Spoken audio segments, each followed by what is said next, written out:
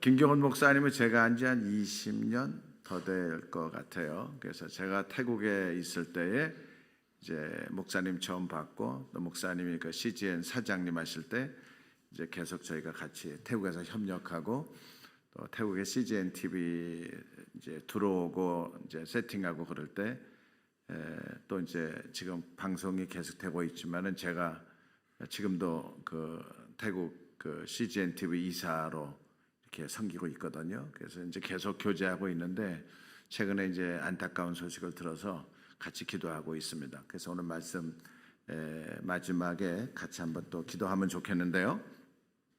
이제 지난 주가 맥추절이라고 그랬죠. 맥추절. 그래서 맥추절을 77절이라고 그러는데 77이 49 해서 하루 지난 날을 우리가 오순절. 그래서 이제 사실은 지난 주가 맥추절이면서도 77절이면서도 오순절이 되는 게 이제 지난 주일입니다.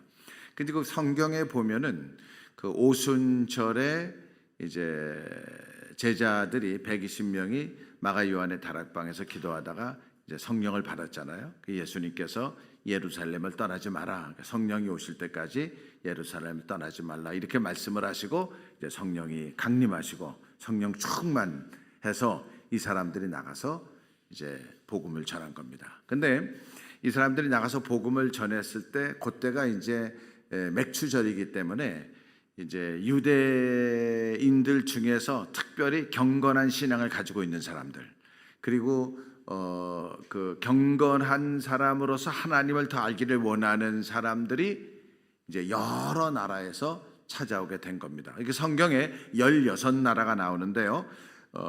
한번 좀 보실까요? 사도행전 2장 9절입니다. 사도행전 2장 9절에 보면은 이제 16나라 사람들이 나오는 거예요. 우리는 바데인과 메데인과 엘람인과 또 메소포타미아, 유대와 갑바도기아, 본도와 아시아, 부르기아, 밤빌리아, 애굽과 구레네에 가까운 리비아 여러 지방에 사는 사람과 로마로부터 온 나그네 곧 유대인과 유대교에 들어온 사람들과 그레데인과 아라비아인들이라. 이렇게 여러 나라 사람들이 왔어요. 근데 그때 이제 유대 사람들이 사용하는 언어가 이제 아람어였거든요. 아람어를 사용을 했는데 듣는 사람들은 여러 나라에서 와서 이 아람어를 알 수도 있지만 모를 수도 있는 거예요. 그런데 이 사람들이 들을 때는 전부 자기 나라의 언어로 그걸 들은 겁니다. 그래서 여기서 나온 유명한 단어가 난곳 방언이라는 말이 나온 거죠. 그래서 우리가 이 하나님의 큰 일을 말함을 듣는도다. 사도행전 2장 28절. 우리 각 사람이 난곳 방언으로 듣게 됨이 어찌된 일이냐. 근데 예루살렘 교회가 이 성령이 충만해 가지고 기도하다가 성령 강림을 맛보고 이들이 나가서 예수를 전한 거예요. 이들이. 그래서 이제 그 맥추절에 온 수많은 사람들이 그 말을 듣고 그리고 이제 다들 자기들 나라로 돌아간 겁니다. 자기들 나라로 다 돌아갔는데 이제 이게 무슨 의미가 있냐 하면은요. 우리가 성경을 보면은 사도 바울이 지역마다 가서 복음을 전하거든요. 근데 어느 지역은 바울이 들어가서 복음을 전하기 전에 예수님을 믿는 사람이 있었습니다. 우리가 그 성경 역사를 살펴보면은 사도 바울이 다메섹에 있는 예수 믿는 사람들을 죽이기 위해서 가다가 중간에 예수를 만났잖아요.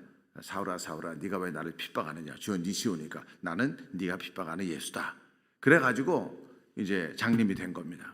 그래서 사람들에 이끌려 가지고 이제 그 직가라고 하는 거리로 들어와서 사흘 동안 있다가 이제 아나니아가 와서 기도해 가지고 이제 눈이 떠있잖아요. 그리고 난 다음에 이제 성경을 보면은 즉시로 예수는 하나님의 아들이라고 전파하게 됩니다. 그리고 나서 사도행전 13장에 어떤 일이 있냐면 안디옥 교회가 사울과 바나바를 파송을 하잖아요. 바울과 바나바를. 그러니까 그때부터 바울이 다니면서 복음을 전하기 시작을 한 거예요. 그런데 바울이 어느 지역을 갔는데 그 지역에 이미 예수를 믿는 사람이 있었던 거예요. 제가 오늘 몇 군데만 설명을 하는데요. 첫째는 이제 로마입니다. 로마. 그러니까 바울이 이제 마지막에 바울이 로마 가기를 원했어요. 그 스페인 가기 전에도 로마 가기를 원했는데 이제 어렵다가 마지막에 이제 재판을 받으러 이제 이 사람 로마 사람이니까요. 그래서 이제 로마까지 간 겁니다. 로마까지 갔는데 시저에게 재판 받으려고. 근데 성경을 보세요. 사도행전 28장 14절 말씀. 거기서 형제들을 만나 그들의 청함을 받아 이레를 함께 머무니라. 그래서 우리는 이와 같이 로마로 가니라. 로마에 갔어요. 15절 말씀. 근데 로마에 가는데 그곳 형제들이 요 사람들이에요. 그리고 바울이 온다고 하니까 이 사람들이 그 바울이 영접을 한 거죠. 그러니까 바울이 그들을 보고 하나님 앞에 감사하고 담대한 마음을 얻으니라. 이 바울이 담대한 마음을 얻었다는 건 무슨 말이냐면은 로마에 있는 형제들이 바울 선생이 우리가 기도하겠습니다. 하나님 우리와 함께 하십니다. 뭐 이렇게 격려를 한 거거든요. 이 형제들이 예수 믿는 사람인 거예요.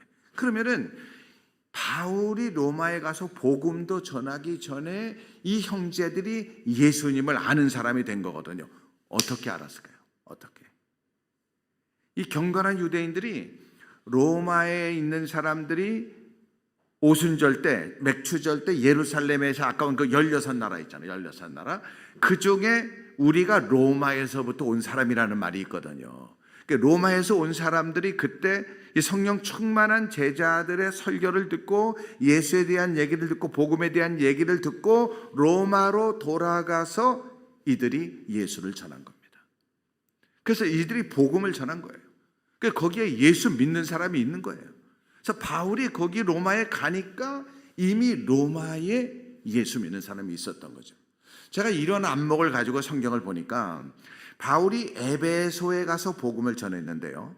에베소에 가서 복음을 전할 때에 아볼로를 만났습니다. 근데 이 아볼로는 어디서 왔냐 하면은 알렉산드리아에서 온 거거든요. 근데 알렉산드리아고 에베소는요, 어떤 차이가 있냐면은 에베소는 지금의 터키고요. 알렉산드리아는 지금의 이집트입니다. 그러니까 터키하고 이집트가 얼마나 멀어요. 터키에서 이집트 가보셨어요? 비행기 타면 3시간 걸려요. 이스탄불에서 카이로까지 가는데 그 알렉산드리아는 카이로에서 자동차로 한 50분 운전해 가야 나오는 데가 알렉산드리아거든요.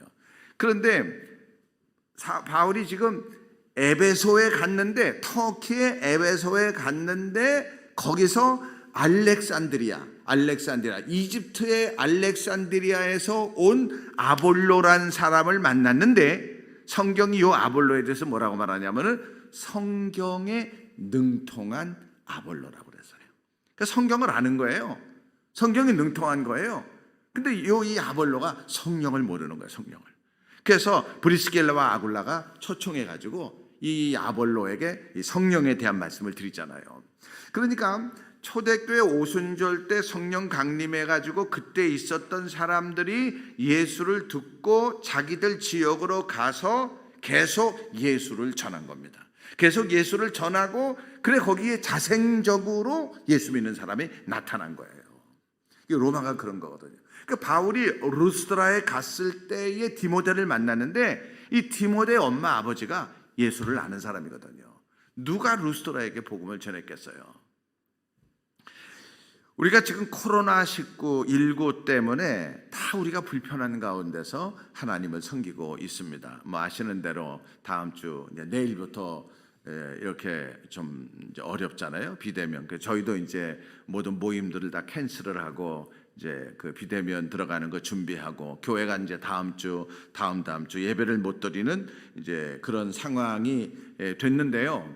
이런 시기에 교회가 어떻게 선교를 할까 하는 일에 대해서 제가 이제 고민을 갖게 되고 생각을 하게 된 겁니다.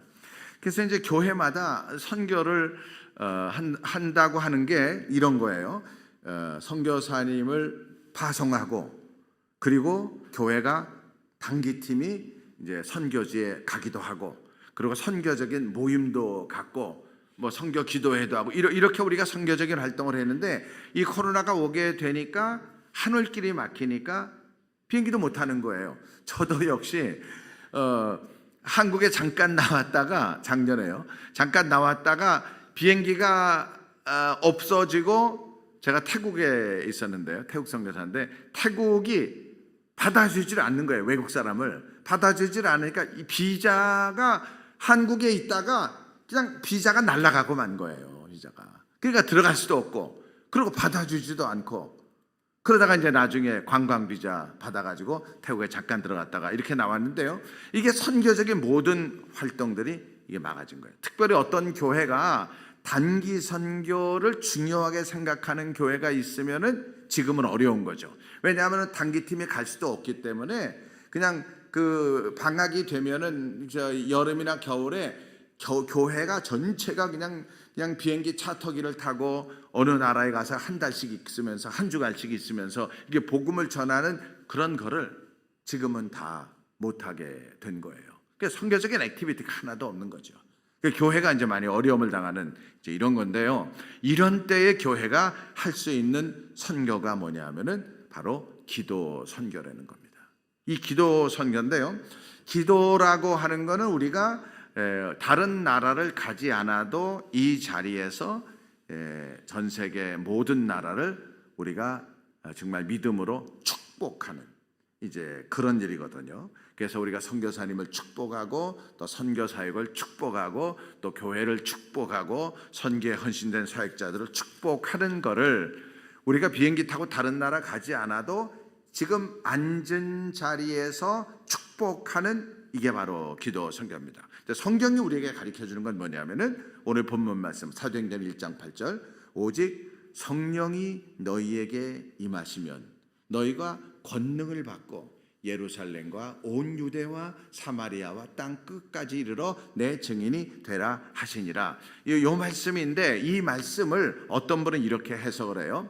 성령이 너에게 임하시면은 우리가 능력을 받아서 예루살렘의 복음을 전하고 그 다음에 유대를 다니면서 복음을 전하고 그 다음에 사마리아에 다니면서 복음을 전하고 그리고 마지막에 우리가 땅끝까지 가서 복음을 전한다. 이렇게 이제 이거를 이제 해석하시는 분들이 있으세요. 그러니까 이제 이런 분들은 한국어 성경만 볼 수 있는 분들이 주로 이제 그렇게 하시는 건데 이 말의 영어 단어는 유대와 예루살렘과 유대와 사마리아와 요게 영어로는 end입니다. end. 그런데 그게 헬라 말로는 카이라는 말이에요. 카이, K-A-I, 카이라는 말인데 요 카이라는 말이 어떤 뜻을 가지고 있냐면 동시에라는 뜻이 있는 거예요. 그래서 성령이 너에게 임하시면 권능을 받아서 예루살렘에게 복음을 전하는 동시에 유다에도 복음을 전하고 동시에 사마리아에도 복음을 전하고 동시에 땅 끝까지 복음을 전해라 이런 뜻입니다. 그래서 하나님께서 예루살렘 교회에 사도행전 2장에 예루살렘을 떠나지 말고 기도하라는 예수님의 말씀에 따라서 열심히 기도해서 성령의 강림의 은혜를 받은 겁니다. 그러면은 이 예루살렘 교회가 태동하기 전에 주신 약속의 말씀이 사도행전 1장 8절인 거예요. 사도행전 1장 8절이 뭐냐면은 성령이 너희가 임하시면은 권능을 받고 예루살렘과 유대와 사마리아와 땅끝까지 이르러 복음을 전하는 그건데 이 예루살렘 교회를 하나님이 그 선교를 할 수 있도록 하나님이 많은 복을 주신 거예요. 그 첫 번째 어떤 복을 주셨냐 하면은 우선 성령 충만한 걸 받았잖아요. 나가 복음을 전했잖아요. 그리고 또 사도행전 2장 41절에 보게 되면은 베드로가 복음을 전할 때에 예수 믿고 세례를 받은 사람이 몇 명이나 돼요? 41절 다 같이 읽어볼까요? 시작. 그 말을 받은 사람들은 세례를 받음에 이날의 신도의 수가 3,000이나 더하더라.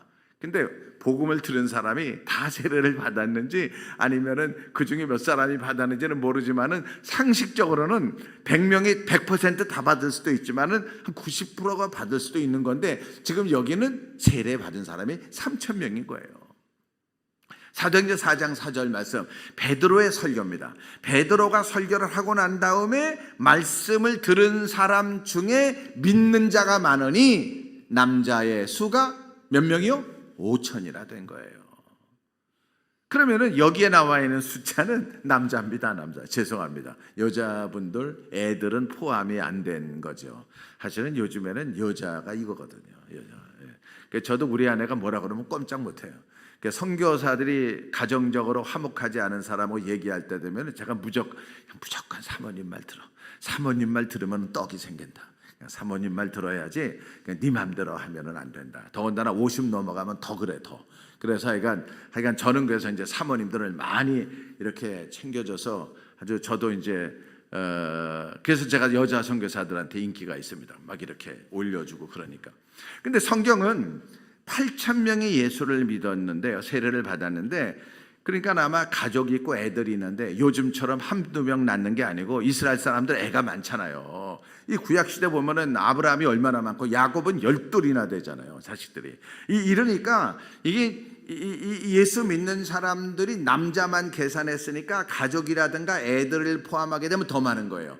그래서 아주 쉽게 그저 곱하기 4 해가지고 한 3만 명 정도, 3만 2천, 3만 명 정도라고 우리가 한번 산술적으로, 상식적으로 생각하는 거예요. 상식적으로 생각을 하는데 요때 예루살렘의 인구가 몇 명이었었냐면은 예루살렘의 인구가 10만 명입니다. 10만 명. 그러니까 예루살렘에 10만 명의 인구가 있었는데 3만 명 이상이 예수를 믿은 거예요.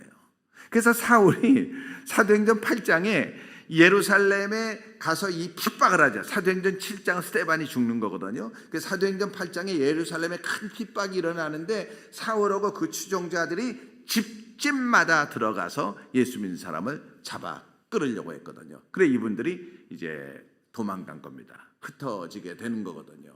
그래서 하나님께서는 예루살렘 교회가 이 전도의 사명, 선교의 사명을 감당하기 위해서 성령의 은혜를 주시고 기도할 때마다 하나님께서 3,000명이 돌아오게 하시고 5,000명이 돌아오게 하시고 이 엄청난 거 아니에요?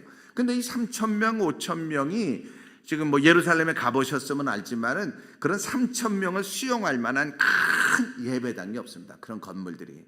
그러니까 3,000명, 5,000명이 모였다는 거는 뭐냐 하면은 집집마다 그런 교회들이 있었다는 거죠. 집집마다 공동체가 있었던 거예요. 요즘 말로 얘기하면 가정교회나 아니면 셀그룹이라든가 이런 것들이 뭐 이렇게 아주 많은 거죠. 수천 개가 있었던 거죠. 그래서 사울이 집집마다 다니면서 예수 믿는 사람을 잡으려고 했습니다. 사도행전 8장 1절 이렇게 보면은요. 이 예루살렘 교회를 엄청나게 축복을 했는데도 사도행전 1장 8절의 말씀을 예루살렘 교회가 순종하지 않았습니다. 그랬더니 예루살렘 교회에 지금 어려움이 닥치기 시작을 하는데 사도행전 5장에 보게 되면은 처음부터 나오는 사건이 아나니아 삽비라 사건입니다. 근데 이 아나니아 삽비라 사건인데 사실 이것도 잘 생각해 보면은 어떤 교인, 중진 교인 한 사람이 자기의 재산을 팔아 가지고 헌금을 한 거예요. 자기의 재산을 팔아서 헌금을 했는데 요즘 말로 얘기하면은 땅 팔아서 헌금을 하거나 집 팔아서 헌금을 한 거예요. 그 땅 팔아서 헌금을 했는데 이제 그게 예를 들어서 1억 원이라고 하자고요. 예입니다. 1억 원이라고 하는데 이분이 이제 자기 쓸 일이 조금 생긴 거예요. 그래서 한 1,000만 원을 놔두고 나머지 9천만 원을 헌금을 한 겁니다. 근데 여기에 대해서 베드로가 한 말이 너 성령을 속였다. 성령을 이래가지고 죽은 거잖아요. 그러니까 교회 안에는 어떤 일이 있어요? 교회 안에는 그냥 은혜가 충만하고 성령 충만하고 은혜가 많아가지고 그러니까 막 자기 재산을 팔아가지고 교회에다가 헌금하고 이런 일들이 막 이루어지는데 어떤 사람이 자기 재산을 팔아가지고 헌금을 했는데 일부를 자기 쓰려고 놔뒀더니 그거를 제가 팔았는데 일부를 쓰려고 놔뒀습니다. 이렇게 말하면 아무 문제가 되질 않는 거예요. 그런데 그런 말을 안 하고 이게 다냐? 예, 이게 답니다. 그랬더니 너 왜 거짓말해? 이래가지고 잘못된 거거든요. 그러니까 아나니아도 죽고 아나니아의 부인 삽비라도 죽은 거예요. 이게 교회의 엄청난 시험이지 않겠어요? 교회의 엄청난 시험이잖아요. 이게 사도행전 5장에 있는 거예요. 근데 사도행전 6장에는 또 뭐가 나오냐면은 이 예루살렘 교회가 교인들이 점점 많아지니까 항상 어려운 사람들이 우리 주위에 있거든요. 그래서 교회가 구제를 하는 겁니다. 그런데 헬라파 유대인들이 구제 사역을 하는데 히브리파 유대인들이 구제 사역하는 일에 동참하지 않은 거예요. 그래가지고 아니 우리 교회가 지금 행사를 해서 지금 다 모여야 되는데 김 집사는 왜 안 와? 이 권사는 왜 안 와? 박 집사는 왜 안 와? 이런 시비가 난 거예요. 이런 시비가 어느 정도로 났냐 하면은 사도들이 회개할 정도로 시비가 난 겁니다. 사도들이 회개했다는 말이 무슨 말이에요? 우리가 더 이상 구제하고 이렇게 교회 이거 우리가 하지 않겠다. 앞으로 사도들은 말씀 전하는 일에만 전무하고 기도하는 일에만 전무하지 무슨 구제 사역이라든가 무슨 봉사 사역이라든가 이런 거 우리가 하지 않겠다. 사도들이 자기들의 직임을 다시 한번 클래리파이 할 정도로 이 교회 안에 복잡한 사건이 이렇게 된 거거든요. 그래서 이제 결국은 사도행전 6장에 이런 일이 있죠. 그리고 사도행전 7장에는 또 어떤 일이 있어요? 사도행전 7장에는 스데반이 초대교회 7 집사가 있어요. 그 6장에 보면은 그래서 이 7 집사에게 구제하는 일을 맡기고 나서 그리고 사도들이 우리는 말씀 전하는 것과 기도하는 일만 하겠다 이렇게 얘기를 했는데 이게 사도행전 이제 6장이거든요. 근데 사도행전 7장에 어떤 일이 벌어지냐면은 그 7 집사 가운데 가장 수집사가 되는 우두머리 집사가 리더십 있는 사람이 스데반인데 스데반이 한번 설교한 게 사도행전 7장이에요. 근데 그 설교를 들은 사람들이 어떻게 했냐면은 아주 스데반의 설교를 듣고 마음에 찔림을 받았는데 이를 갈았습니다. 이놈의 새끼가 말이야 그냥 이렇게 이를 갈아가지고 스데반을 죽이잖아요. 이게 작은 일입니까? 설교하다가 한 사람이 7 집사 가운데 가장 우수한 리더십 집사님이 돌에 맞아 죽잖아요. 그런데 그거 한 사람이 사울이에요. 우리가 말하는 바울 사울인데 이 사울이 어떻게 돼요? 사도행전 8장에 가니까 어떤 일이 벌어져요? 사도행전 8장에 가니까 이제는 예루살렘 교회에 핍박을 하는 거예요. 집집마다 아까 설명한 것처럼요. 사도행전 8장이요. 사울이 그가 스데반이 죽임당함을 마땅히 여기더라. 그날에 예루살렘에는 교회가 큰 박해가 있어 사도 외에는 유대와 사마리아 모든 사람들이 다 흩어졌다. 교회에 집집마다. 이 교회가 점점 어려움을 당한 거죠. 교회가 어려움을 당했는데 여기 이제 흩어진 사람들이 안디옥에 가서 복음을 전하는 것을 이제 우리가 또 볼 수가 있습니다. 오늘 거기까지는 제가 말씀을 안 드리고요.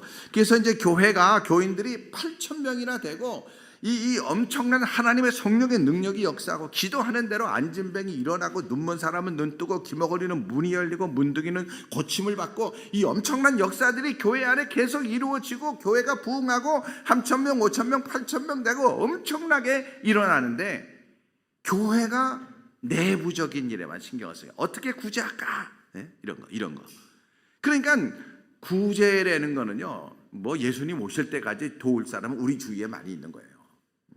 근데 그거를 하지 말라는 그런 얘기가 아니고 성령 충만하면은 너희가 권능을 받고 예루살렘과 유대와 사마리아와 땅 끝까지 이르러 전하라는 것이 이게 주님의 명령인데 이 일에 관심을 못 가진 거예요. 그러니까 주님께서 예루살렘 교회가 그런 일을 할 수 있도록 막 부어주신 거거든요. 3,000명이 돌아오고 5,000명이 돌아오고 기적이 나타나고 사람들이 자기 재산을 팔아가지고 드리고 이 엄청난 사건들이 이루어졌는데도 불구하고 교회가 그런 일을 하지 않으니까 막판에는 예루살렘 교회가 어떻게 돼요? 아까 말씀을 드렸죠? 시험이 들어가는 거죠. 저는 이런 말씀들을 이렇게 보면서 우리 교회가 지금 팬데믹이다, 코로나19다, 그래서 코로나19다, 뭘 못하는 요 때에 우리 교회가 선교적으로 할 수 있는 일이 저는 바로 기도 선교라고 믿습니다. 그래서 우리가 다른 일을 못한다 할지라도 교회가 지금 해야 되는 일은 앉아서 손 들고 축복하는 겁니다. 축복하는. 그래서 하나님 아버지 태국 땅에 예수 믿는 사람들이 늘어나게 하시고 미얀마 땅에 교회를 세워주시고 교회를 통해서 나오는 메시지를 듣고 사람들이 격려받게 하여 주시고 탄자니아를 기도하고 일본을 위해서 기도하고 말레이시아를 위해서 기도하고 인도네시아를 위해서 기도하는 손을 들고 기도하는 이게 바로 기도 선교거든요. 그래서 우리가 잘 아는 대로 그 왕상 28장 보면은 그 아말렉과 싸울 때 왕상 18장 어떤 일이 있어요. 모세가 손을 들어 기도하는데 옆에서 아론과 훌이 손을 잡아서 기도하면 이기고 기도에 손을 내리면 이렇게 지고 그런 일이 있었잖아요. 그래서 이 기도라는 게 중요한 겁니다. 마지막 결론이요. 그래서 우리가 기도하면은 이 기도가 어디로 가냐 하면은 이게 하나님 나라로 다 올라갑니다. 성경 보겠습니다. 계시록 8장 3절. 우리가 기도를 할 때에 또 다른 천사가 와서 제단 곁에 서서 금 향로를 가지고 많은 향을 받았으니 이는 모든 성도의 기도와 합하여 보좌하 금제단에 드리고자 함이라. 향연이 성도의 기도와 함께 천사의 손으로부터 하나님 앞으로 올라가는지라. 8장 5절 다 같이 읽겠습니다. 시작. 천사가 향로를 가지고 제단에 불을 담아다가 땅에 쏟음에 우레와 음성과 번개와 지진이 나더라. 요거거든요. 기도하지 않으면은요 교회가 부패합니다. 지난주에 우리가 국민일보 보니까 슬픈 일을 봤는데 영국의 감리교회는 영국에서 시작했거든요. 그 브리스톨이라는 지역을 가면은 요한 웨슬레가 목회했던 교회가 있습니다. 거기서부터 감리교회가 시작이 됐는데 영국 감리교 교회가 지난주에 뭐를 결정했냐면 동성애를 결정했어요. 동성애. 그래서 부부간에 남자 둘, 여자 둘이 결혼하는 것을 법적으로 공인하는. 그러니까 요즘에요 서구에 의식 있는 목사님들이 젊었을 때 목사를 관둡니다. 왜냐하면은 이게 지금 동성애자가 와서 우리를 주례해 주세요. 교회 예수를 안 믿어도 교회 와서 우리를 주례해 주세요 했을 때에 이게 목사의 양심상 주례를 못 해주는 거예요. 근데 주례를 못 했을 때에 고소하면은 감옥에 가는 거거든요. 빵집 주인이 이 동성애자가 결혼할 때에 케이크 만들어 주세요 했을 때 나는 동성애자를 위해서 빵 만들어 줄 수가 없다 하니까 고소하잖아요. 꽃 플라워 하는 사람이 그 결혼식장에 동성애자 결혼식장에 꽃 해달라고 하는데 못 한다고 그러니까 수하고 그러잖아요. 이게 이제 트럼프 때는 이런 것들을 법적으로 허락을 해가지고 그리고 전국 기독교인들이 헌금을 해서 그 사람들의 벌금들을 다 막아줬습니다. 전부 다 10만 불, 20만 불, 30만 불을 전국 교회가 미국에 있는 교회들이. 근데 지금은 또 이제 미국도 정권이 바뀌었잖아요. 그래서 이제 유럽도 이게 이제 감리교회에 그걸 허락을 하니까 의식 있는 목사들이 목사를 관두는 거예요. 목사를. 왜냐하면 그거를 자기는 신앙 양심상 할 수가 없는 거죠. 그래서 기도하지 않으면은 이 세상의 풍조와 우리가 타협할 수밖에 없다. 기도하지 않으면. 성경이 우리에게 보여주는 것은 너희는 이 세상을 본받지 마라. 이게 성경이 우리에게 보여주는 거거든요. 그래서 기도하는 교회는 선교할 수 있고 기도하는 교회는 생명력이 나타나고 기도하는 교회는 복음의 능력이 나타나는 거거든요. 우리 믿음으로 사는 교회가 이런 교회가 되시기를 주님의 이름으로 축원합니다.